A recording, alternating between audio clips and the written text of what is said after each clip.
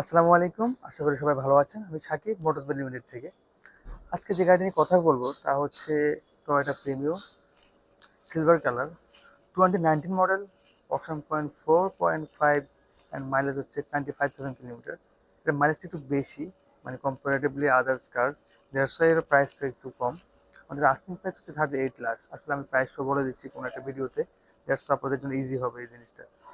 এর আমরা জানি যে প্রিমিও এলিয়নের যে ডিমান্ড বাংলাদেশে এটা অনেক অনেক দিন আগে থেকে এই গাড়িটার আগে অনেক প্রচলন চলতেছে, বাট সামহাও 2021 সালের পর থেকে এই গাড়িটার প্রোডাকশন ডিসকন্টিনিউ হয়ে গেছে টয়োটাতে। সো দ্যাটস ওয়াই আমাদের দেশে রিলায়েবিলিটি যে বলি আমরা প্রিমিও এলিয়নকেই বুঝি।